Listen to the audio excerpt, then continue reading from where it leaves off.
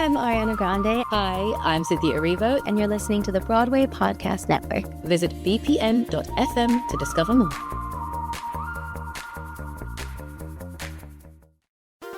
There's a cat over here. There's a cat over there. And the wrong one died. And the wrong one died.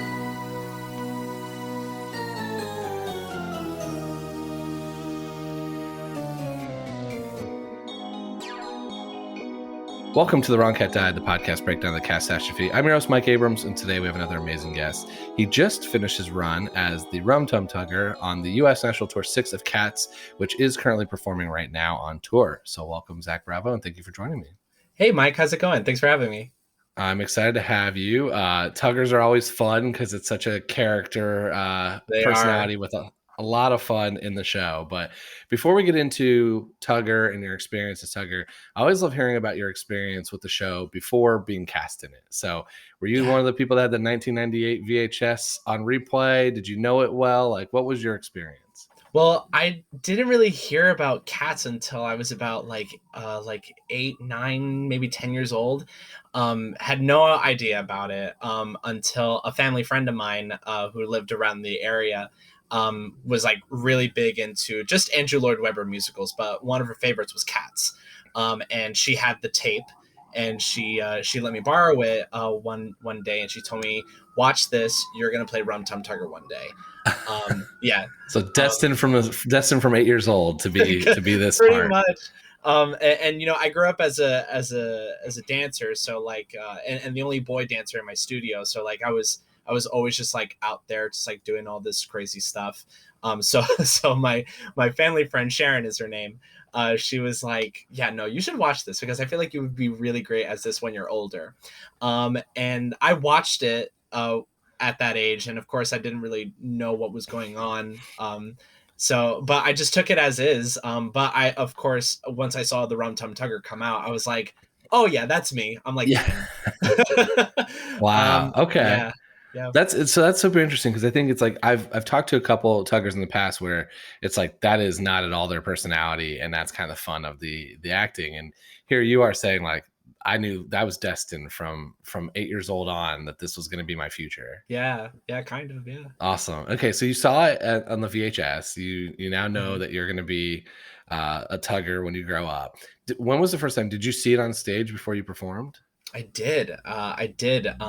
So as if a lot of people don't know this, our version of this tour is the revival back from 2016, and that was my first time ever seeing Cats live. And I believe I was I think I was a sophomore in college that I got tickets to go see it, and I was just blown away, really. Like I was in tears. I was just like really moved by like the score and the dancing, and you know, growing up with the big dance background, I was just like incredibly moved.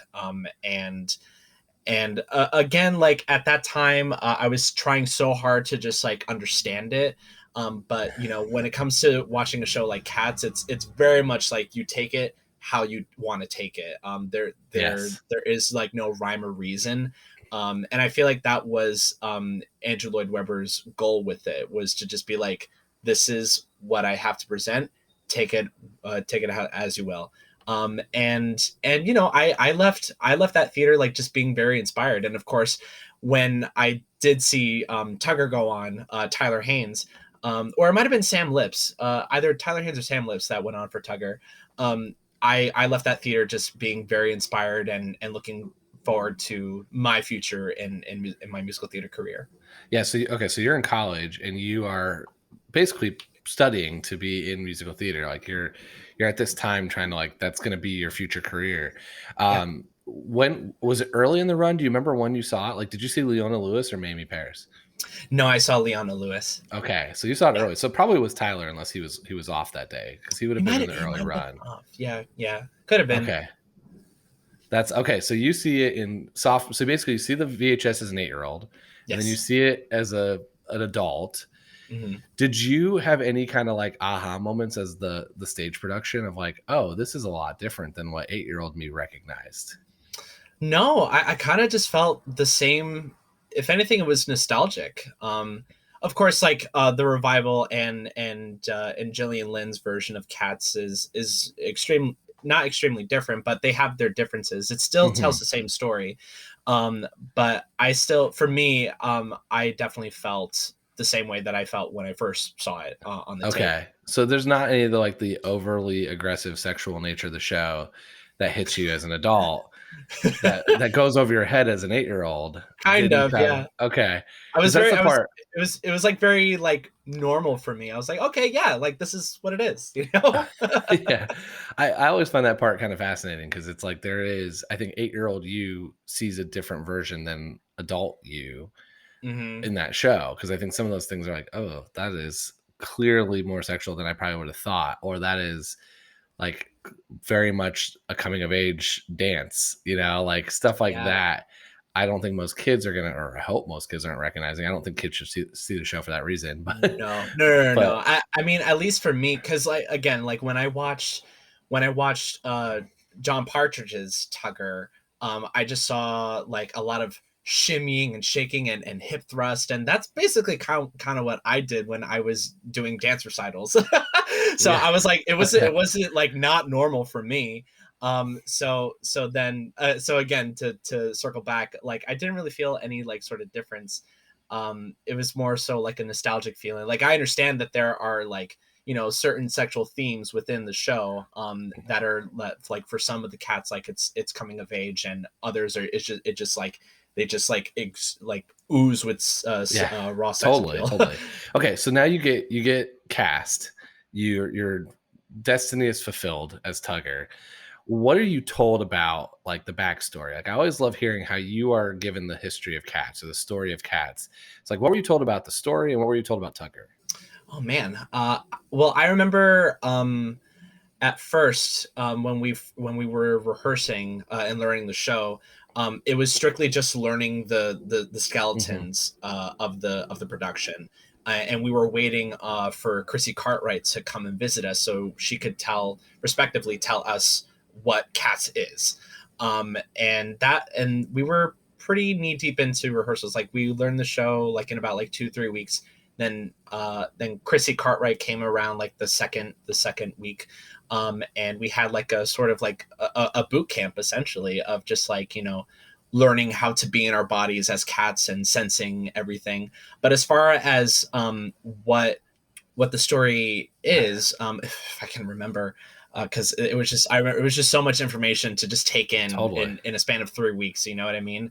But from what I can remember, I just remember her telling us that Cats is about redemption and family and acceptance, and that we are a tribe. That was the one thing that I remember being told, is that we are a tribe. And, with a tribe, that means, we're a family, and, and family goes through every single thing. Like, we're not always a happy family. We can also be a sad family. We could also be a very upset family. And we also like, I think what's also really great is that we have so many different cats that have different personalities, that have different thought processes. And that really does show when you see it on stage. And I certainly felt that every night doing the show. Now as Tugger, I remember Chrissie was going through every single cat, and because we're getting ready, the thing is that we're getting ready for the Jellicoe Ball, and we're waiting for Old Dude to come and have him decide who is the next to go to the Heaviside layer, so that we can have a new Jellicoe life. You know the spiel. And so Chrissie goes through every single cat and tells us like who would be a good candidate. And then when she got to Tugger, she immediately said, Tugger is not a candidate. And she straight up said, Tugger is not a candidate. He could not be bothered with it at all. And that got my like creative juices thinking. I was like, okay, so if he's not a candidate, then it just gives all the more reason why he just wants to have a party all the time. And that's why he enters the way that he enters, is because, I mean, he says it in his song, like there's nothing that he enjoys more than a horrible muddle. He loves the mischief. So it's like, all right, like if I'm not going anywhere, I might as well just do something here, you know? I love it. So you are basically told right up front, hey, I'm not even in the running. I'm just here to cause some wreak havoc and have some fun. Yeah. And so and you kind of have the one, I think really one of the only roles where you get a little bit of freedom, like because you have some flexibility to kind of go a little off script because that's kind of the character. So like did you get to play with that every night? I did. Even during rehearsal. This is actually really a fun thing that I will never forget. There was one part that I improvised. It wasn't necessarily like a line change or anything, but it was just something that I had just ad-libbed, really. And I remember we were doing notes after our run. Chrissie Chrissie said, "Don't ad-lib. You cannot compete with T.S. Eliot." And I was like, noted. Yeah. So that also gave me an idea as to be like, okay, so like, you know, again, I didn't go like way off script. It was just more like a small little ad lib, but that detail can change a whole lot. And I was like, okay, so like I know what to do and what not to do. So that's a fun little tidbit of fun fact that I have with that. So interesting. But as far as like, you know, then doing the show and getting used to the body of Tugger, I started to take a little bit more liberty with how he reacts with the cats and how he reacts with the audience. A theory of mine is that, you know, well, it's actually pretty straightforward, really. That as soon as the show starts, you know, we got the overture happening, and then you know, the cats come out and we see the audience, so we know that they're there because they're in our space. So we're like, totally. Why are you guys in our space? It doesn't seem to be like, are you just like passing through? Oh, you're here to stay? Okay, well, you guys don't look smart enough to be around us, so we're going to tell you how great we are, and we do that for 2.5 hours. So then, yeah, I was gonna say, because you don't get to do green eyes, right? Because you don't like, because COVID, they didn't let you in the audience, but that's kind of generally how the show starts. Yeah, right? That's like, that was my experience. Is you're as a cat in the crowd with that exact thing, like, oh, you're here, I'm gonna get right in your face. Like show you that you're in my space, yeah, and then go and kind of tell us the story. Yeah. There was a lot of restrictions due to COVID, so we weren't able to go out to the audience as much, or at all, really. But we kept the intensity of knowing that the audience is there and we could look at them because they're in our space. And so for Tugger, I felt like I just knew what to do. Tugger is definitely the type of cat where he is just so preening, that like he'll just like, he's that type of cat where like he'll go up to you and just like rub against your leg and look right at you, be like, I'm cute, right? Like, you like me, you know, very much like that. And he does that for 5 minutes straight in his number. But yes, I'm sorry. So for Tugger, since he knows that the audience is there, he's out there to show them like, I see you guys. I know, I see you, see me, see you. Like, I know you're here, and I know that you think I'm pretty. So let me shimmy for you a little bit, you know? so plays it up for the crowd. Yes. Oh my gosh. Like for me, like I just try to ham it up as possible because it's the only time to really those 5 minutes are really to show who he is as a cat. I almost said a person, but a cat. Yeah. Did you like, it's such a rock number minus the couple years they made it a rap number. Did you like build off of any rock influences? Yes. Yeah, a whole lot. Obviously that was also another thing, like there was a lot of talks between my musical director and the conductor, and also people from Rug. They were telling me how, like, you know, because he's changed a whole lot as far as the sound is concerned, and back in '81, you know, he was highly influenced by Elvis Presley, and then, you know, when it came to Broadway, like it was more like Mick Jagger. Elvis was still kind of there, but Mick Jagger. And then years down the line, especially towards the revival, there were talks of, like, you know, of more pop stars like Prince and Bruno Mars and all that stuff. So there was a lot of influence there to like kind of like figure out, okay, what is his voice now? And for me, with the influences that I had looked through, for me, it was more so like Metallica a little bit. Okay, Yeah. I like that. Very like James Hetfield, because I love the way that he sings. And he always throws in like a yeah in his singing. And for me, I kind of threw that in there on the occasional riffs in the song. Mhm. So I inspired a lot from Metallica to like just get into it.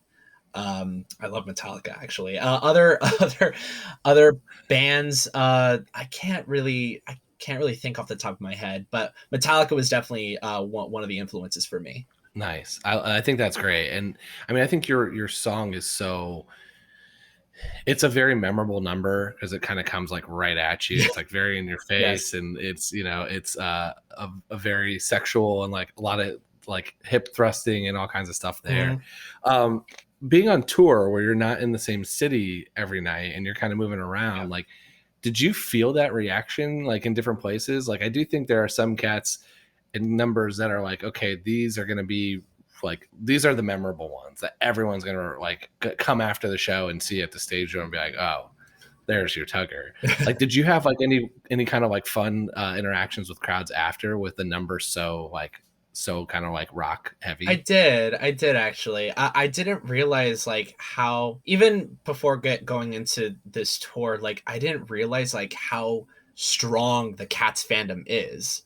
They Yes. are powerful. Oh my gosh, like it's incredible. Like it's an entirely different beast, really.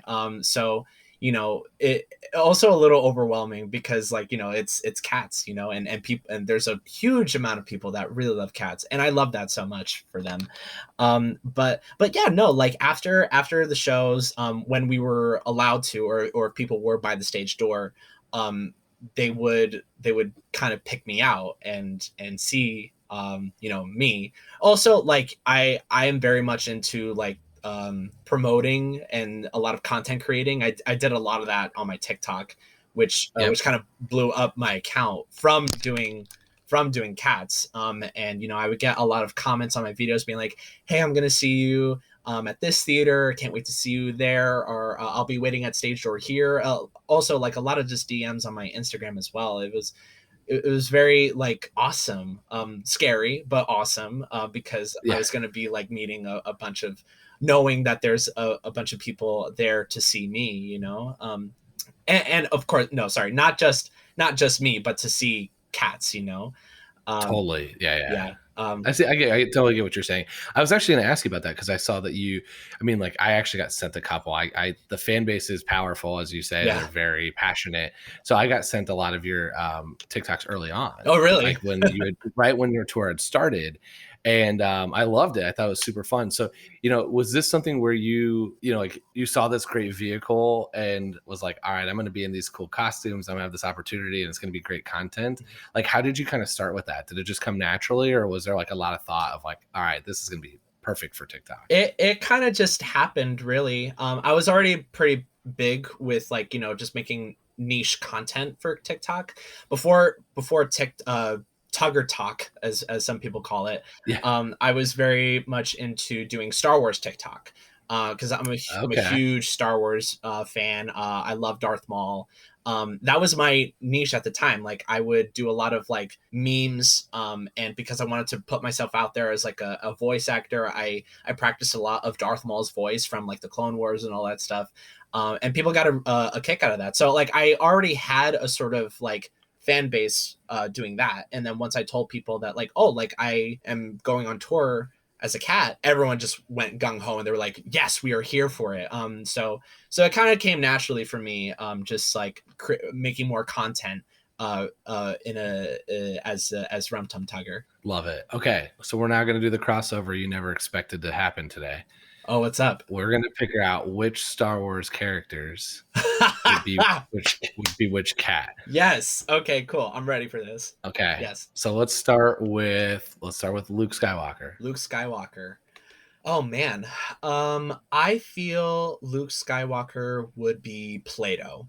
Plato. Mm-hmm. Okay, younger, kind of figuring stuff out. Mm-hmm. Like what else? What are the other thoughts there? Well, I'm thinking like Luke Skywalker from A New Hope. Like he's Okay. very young, and just like very very hopeful, and growing up, coming of age, and that's very similar to Plato, especially how we see his relationship with Victoria. And he Mhm. seems to be like, I feel like Plato is like one of the kittens that is just growing up just a little bit. He's going through that awkward phase, like like he's trying to grow out his hair a bit more, and it's like weird, like very like adolescent, very Okay, much like I Luke love it. Skywalker.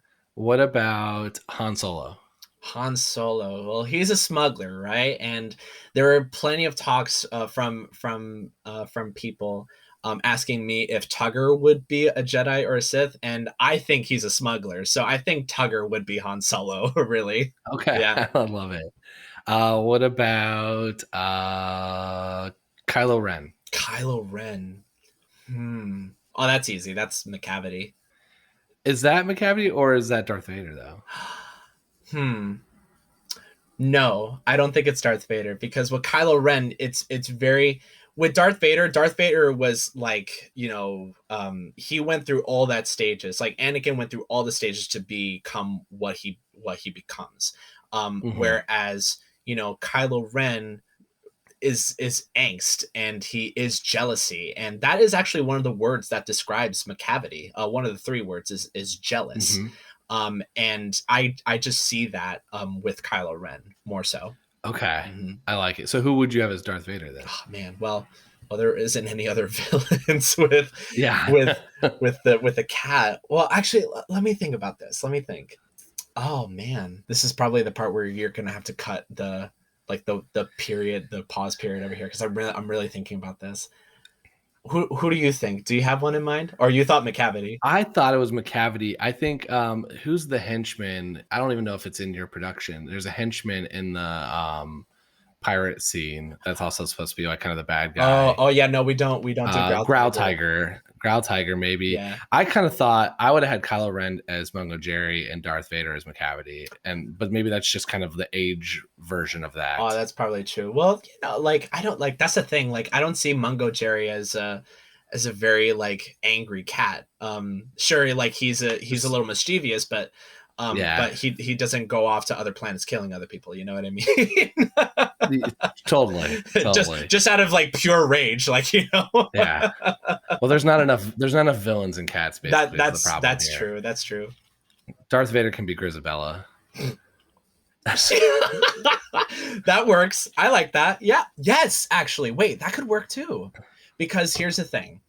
Grisabella is redeemed in the end, and so is Darth Vader. So that works. I think. All right. I'm down for all that. right. That works. Yeah.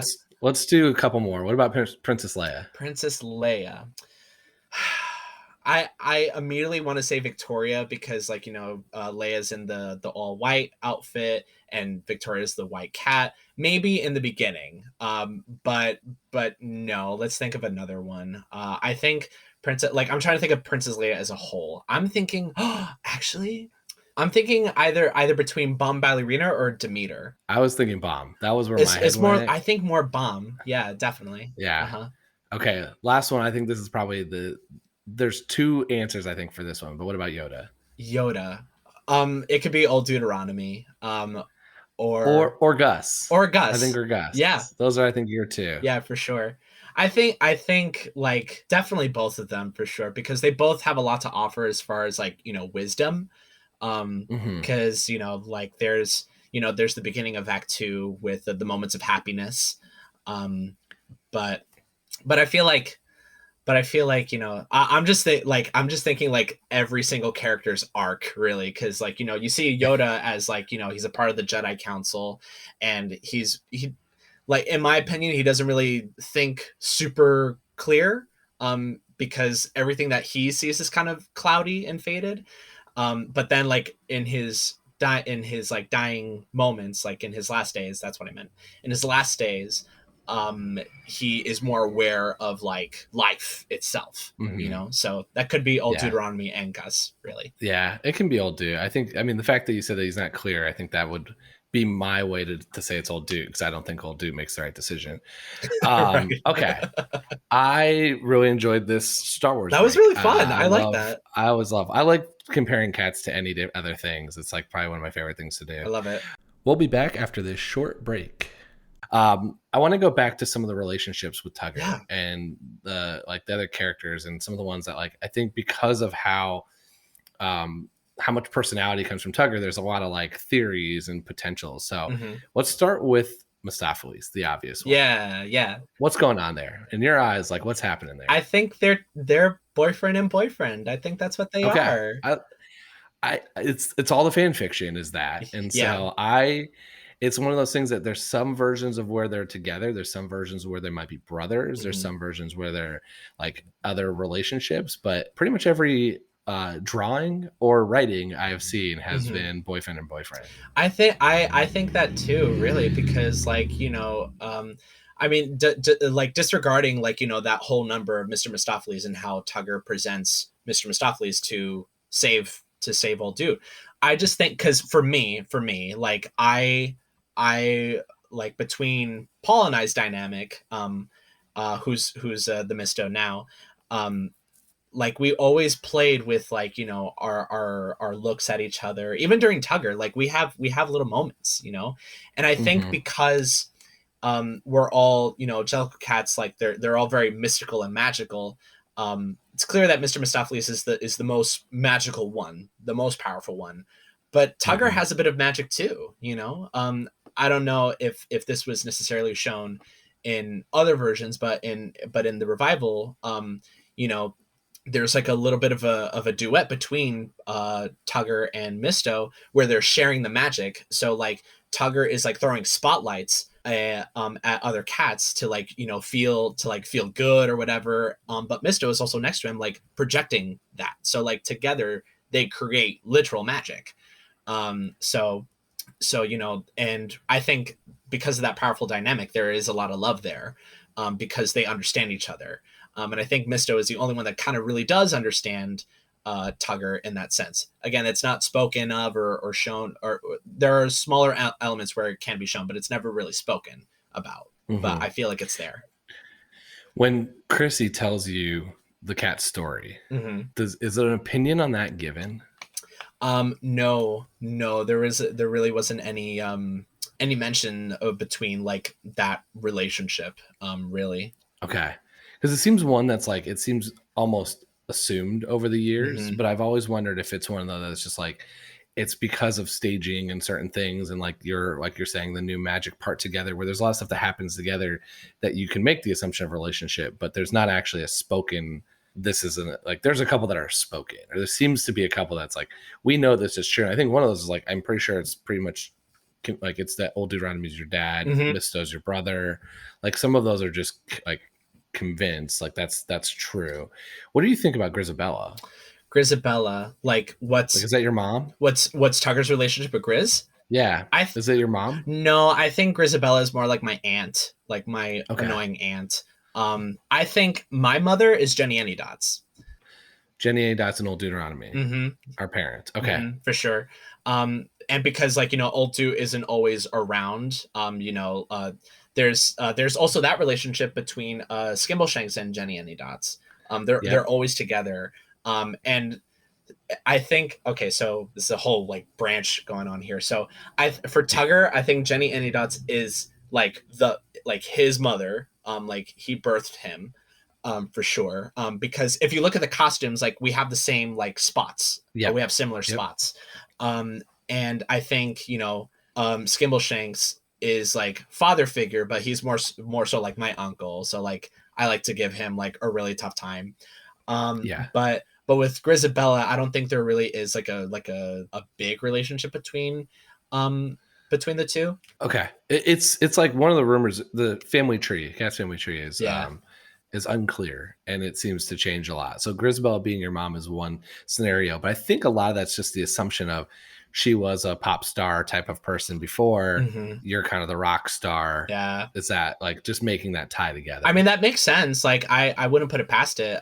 But you know, with what, because you know, me and my castmates, like in the beginning, we spoke about this. We spoke about like what all of our relationships are together. I know for me, like I know that the definite relationships that I have are with Old Deuteronomy and Monkey Strap. A little bit of McCavity, but not as much. Because Monk, Tugger, and McCavity are brothers. We're the three. And we're all, of course, like products of Old Deuteronomy. And you can even see it in the way that our hair is. Like, you know, Monkey Strap is very pointed out, but it's out. Tugger is also out, but he's got more what is that? He's got more tees like in his mane. hair. Yeah, it's very much a mane. He's got more tees in his hair. Whereas McCavity, similar, but like it's not there. Like if you look really close at it, like you can see like he has like curls like near the top, kind of similar to where Tugger is. So and similar color scheme, really. So the three of us are definitely brothers. And then the rest is kind of just implied. So it's like you and Mista are together. Jenny might be your mom. There's the other one that's always been told to me, and it seems like it's an unwritten like part, but almost written, is that McCavity and Demeter are in like an abusive relationship. Yeah. So yes. So with McCavity, we're also scared of him because he's really bad. He's not a good cat at all. And we have accepted Demeter and Bomb Ballerina because they were both products of McCavity. And we also say that for Grisabella, but she really fell down into the deep end. Grisabella, Bomb, and Demeter were all products of McCavity, but we were able to save Bomb and Demeter. Bomb is a bit more experienced because like she grew past her trauma and she was able to like, you know, become stronger from that. Whereas Demeter is still kind of traumatized. So that's why we have Bomb to balance her out. Whereas again, Grisabella, she fell deep into it.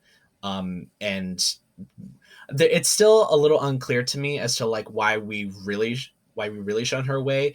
But we all know that because she stayed the way that she stayed, and because she was a product of McCavity, we're like, no, we can't take you in like that. Like, you know, you got to figure that stuff on your own. I think it's because like, you know, because she went through so much trauma that she couldn't find the path. And again, there's a lot of speculations that I'm not sure how to articulate well. But yeah, it's sad either way. Yeah, totally. Well, this is that might not lend well to my last argument. Let's switch gears to some rapid fire. Sure. If you were going to go on as another cat, not as Tugger, forget if you're capable of singing it, dancing it, male, female, whatever. If you could just do one track one night, who would you want to go on as? Bomb Ballerina. Oh yeah, absolutely. I think that's always a fun answer of just going on and singing that song. That's the song that gets stuck in my head most now. Also, just like the color scheme that she has, it's so vibrant. It's so cool. Who are your favorite and least favorite cats? Not characters, not actors. Like right. You personally, not Tugger. Like as you, Zach. Me. I think my least favorite character is the Rumpus Cat. My favorite has to be Mungo Jerry for sure. Okay. I just want to say I really appreciate that you went with least favorite first, because so often everybody in the show is like very political and they're like, here's my favorite. And it's like, oh, I have to pick a least favorite. And you're like, here right away. I can tell you the one I dislike the most. Yeah. The Rumpus Cat. I'm like, okay, like, all right, whatever. What is your favorite song in the show? Skimble Shanks. Skimble Shanks. Yeah. I love it. That's such a fast-paced, like, unique piece. What part of do you build part of the train? What part of the train are you? Oh no, I'm chilling out on the tire. Okay. I'm chilling with Dad. I'm like, hey, what's up, old dude? Like, oh, look at the train. Nice, Yeah. nice, nice. Yeah, that one, I still to this day, the first time I saw it, the light hit me in the audience. Like it Oh flashed, wow. like they flashed on the audience and it hit me. And so I was like, I don't know who flashed the thing at me, but I was like, I had a very anti-Skimbleshanks mindset for a Oh while just no. because of I'm that. so sorry. But I'm turning the corner. I'm starting to like Skimble. There was one time, there was one show that I actually did help build a train, and that was because we were going through a big COVID outbreak, so like we were kind of losing some people, some cats, Yeah. and I helped with one of the wheels. Yeah. I helped with one of the wheels, and I did not realize how heavy that thing was. I was like, oh my god! And it's angled weird, like you're holding this stick and this big metal wheel like out in front of it, and you're trying to make it spin, and I'm like, oh my Yeah, you're god. turning it, right? Yeah. So who gets when there's like when you had COVID outbreaks, did you have the twins? Like who got cut? Who were the ones that they pulled out? Like what were the cats that are normally in cats were Yeah. taken out? Let me see. They were etc. was taken out. It's usually like etc. the twins and Syllabub are the ones that I've always heard. No, Are the we've ones that had got we have the twins in Syllabub. I think it was like just okay. etc. really. Oh, okay. Yeah. That's not bad. I thought for sure it was gonna be like so that's great. Oh, Carbuckety Oh yeah, is yeah. out too. I feel like there's a couple of other. Well, I played Bill Bailey, but usually Bill Bailey is just like is usually a different cat of its own. Yeah. I'm sure there's a few others. Okay. What here's my last rapid fire before we go into the $1 million question. Okay. Since you are, have a nice little Tugger talk, which cat besides Tugger do you think would be great on TikTok? They become the influencers. Skimbleshanks for sure. Skimbleshanks with all the train content. Oh yeah. Yeah. I think there's a couple answers. I think it's Bomb and Victoria are doing the dances. Oh yeah, they got the dances down for sure. And I think there's a world where Buster Jones has some like cooking. Oh my god! If not TikTok, then definitely on the Food Network. Like he'll have his own spot there. Own show, everything. Yeah, love it. All right, now here's the final $1 million question. Okay. All right. I've already argued at length. I don't think Grisabelle is the right Jokel choice. Sure. So I want to know, who are you picking? Why are you picking them? Like, who are you defending? I've been told this so many times that I've actually like come to terms with believing it. I think it's, does it have to be one or could I do two? You can do two. I'm gonna do two. It's either Skimbleshanks or Gus. It's either one of those two. All right. So give me the rationale behind both of them. So with Skimbleshanks, and I spoke about this with Chris Salvaggio, who plays Skimbleshanks. Yes. There's a lot of similar tones in his song that are played throughout the show that makes you speculate, oh, it could be Skimbleshanks. Like he is the perfect contender to go to the Heaviside Layer. So there's that. So like if you hear it in the music in the Moments of Happiness, of many generations, Skimbleshanks thought, like it's like ding ding ding, you hear that. So it's like, oh, could be him. And also like Skimbleshanks like is just like the most pure. Like you have like, you can't, there's like no one has any arguments about Skimbleshanks. Like we love Skimbleshanks. Like even Tugger loves Skimbleshanks. Like, and he bothers him so many times. It's like, oh yeah, like you could totally go there. Like I don't know. Totally. But with Gus, personally, I just love Gus, and he's just so very whole and has so much experience, and it's like it definitely could be his time. But I hear that there's like a lot of theories as to like why he doesn't go to it at all. Like plenty of them. I don't know, but well, the first one I heard on that was from the 2016 Gus, who said he didn't have a life to live, so he thought if he was chosen, he wouldn't be reborn. Like he thought that was his end. Oh wow, okay. Yeah, I kind of like that. Yeah, I think that was his way of being like, this is why I'm not getting picked every night. So that was kind of my thought there. I like your so I do have an episode with Chris. I don't know if it's coming out before or after this, so at some point you'll hear, but there is, his thought was, which I loved, is that actually Skimble was the choice until Grisabella came back, and then it was like he was gonna be it, Right. and then Grisabella came back and stole his thunder, basically. Yes. So Yes. He's mentioned that plenty of times. Yes. Like at that yeah, very so moment, like it could have been him. I like that theory. I think the unanswerable question, or it could be answered by Chrissie or Idrila Weber or somebody, but the unanswerable question is what is the criteria of Deuteronomy, and is it the same every year? Because we only get one ball. Yeah. And we only get this year, and it's like he chose redemption and teaching a lesson and that type of thing. But the reality is what was last year's? And I think one of your castmates thought Victoria was last year's. Who's next year's? Because if it's redemption, who's your redemption story next year? Do you have a redemption story next year? Is that McCavity? So that's where I struggle with it, is that like I don't know what the criteria is. And because I don't know the criteria, I think it's just like a whatever old Deuteronomy is thinking, which is a flavor of the year type of thing. Because you can make an argument for a lot of people. I still think the argument I made originally, which was my joke, which you're telling me is not a possibility because Chrissie told you you're not even in the running. But I watched a competition show, so I thought, what was the best 2 performances that I enjoyed that I could do? And I put Tugger and Mistopheles together. Like at the X Factor. Yeah. I want to combine the 2 into a duo instead of a single, and I'm going to bring them up. Yeah. If I'm old Deuteronomy, that's my criteria. Yeah. But it seems like there's not an answer to that question, and so that makes this very hard. Yeah. But Gus, Skimble, sometimes Jenny. I think Skimble, the other thing is Skimble and Jenny, you wonder, can the tribe survive without them? Like they do so much. Yeah.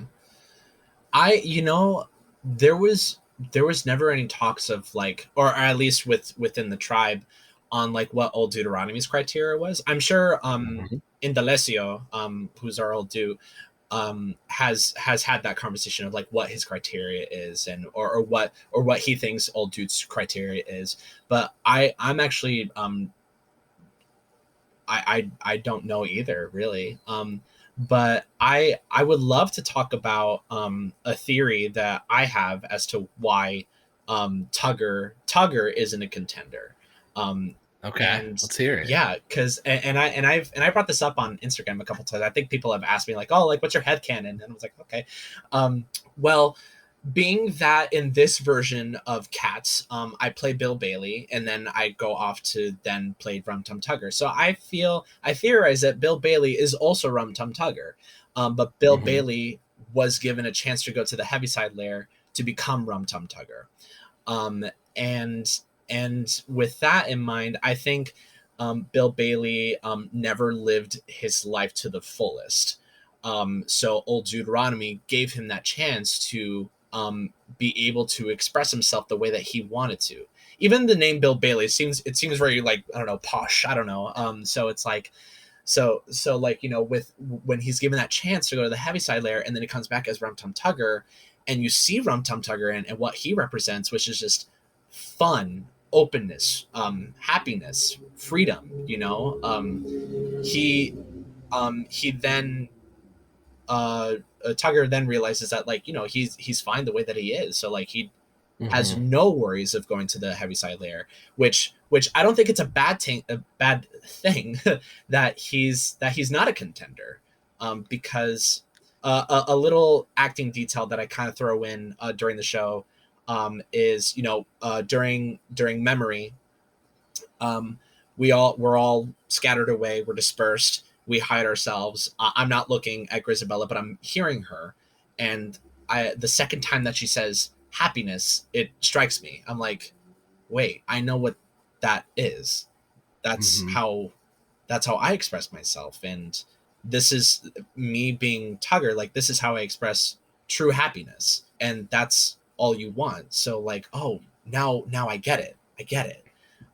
So that's my thing. Yeah, I think it's fair. It's the your life is great right now as is. You don't want to, even if it's like winning, you don't want to, because the whole point is you go and you get reborn as a new cat, another life, and you're like, my life's pretty good. Yeah. Like I don't want to leave it right now. So I think that's totally fair. That goes back to, again, like what's the criteria and what does it actually mean to win? Like I looked at it as not just a death, but it's like some people don't even think it's death. Some people think it's like you could just go up to the attic of the Winter Garden and hang out. Like that was one theory for one point, and then one is that you win the show. So it's like it even depends on that criteria, and it's so open ended, which is why this podcast, the show going for 41 years, like it can exist, is because there isn't a lot of that stuff. But I love Bill Bailey. So your theory is Bill Bailey was a choice like a year or two ago, and then comes back as Tugger. Mm-hmm. Interesting. I don't think I've ever. That might be. I know you've started that rumor. I don't think I've heard that from anybody else. Oh yeah, no. It was just like character work and the makeup is very similar to both of them, and it's just like the difference is like the look really. But yeah, no, that was something I just put together because again, I know that like in earlier versions of Cats, like Bill Bailey is its own cat. Separate cat, but because I was very honored to play Bill Bailey for like 10 minutes of the first 10 minutes of the show. I just sort of went with that. I was like, okay, they're the same. Totally. They're the same. Totally. What other theories do you have? Do you have anything else that we've missed? Do I have any other theories? Other than Misto and Tugger are boyfriend and boyfriend, then not. No, not really. Okay. I guess one thing that I wanted to portray more with Tugger was his generosity and how genuine he can actually be. It's not just up until Mr. Mistopheles. Like that, like once we get there, like we actually know his arc. Like he's like he comes in, he messes things up, but then he comes back to actually help out in the end. I wanted to show that from the very beginning. With Tugger is that like, yes, he's there to mess things up a little bit, but he's not there to like destroy the junkyard. He's not here to ruin the night. He's just here to have fun. Yeah. Which is, I think, not always the way it's played. I think some of it's like the Tugger's going to wreak havoc. Like I am here to cause mischief and like kind of be a nuisance because it's my dad's in charge, type of thing. Mm-hmm. So I do like that slight tweak on it is, I'm here. I am a member of this tribe. I want to be a member of this tribe, but I want to go have a good time. Yeah, for sure. In the beginning of Tugger, I say, "Who will it be?" And then I start like this maniacal laugh. Just like it's even said in the in the score. It's like ad-lib laughter. I come in with this like crazy laugh, and it's a laugh that I actually do, like as Zach, like I just do it. And like that, I think that was another thing too that I want to showcase with Tugger being genuine is because like I really want to project myself into the role. So adding that laugh and knowing that like even though it's a little scary, the laugh, we know that like he's just really having a good time. Yeah. Can you give us one? Can you do it on cue? I could if you wanted me to. Yeah, let's hear it. This is an audio platform. Sure. Let's hear it. Okay, you might have to help me out here. Could you say Jellicles asked because Jellicles dare. Who will it be? Jellicles asked because Jellicles dare. Who will it be? Who will it be?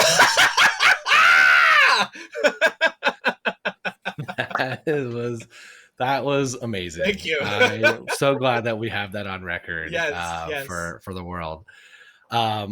This was amazing. How can people stay in touch? Like, so, I mean, TikTok, social media, like what are the best ways to keep up with you? Yeah, for sure. I don't really have a lot of Tugger content anymore. But like the videos are still there if you want to check them out.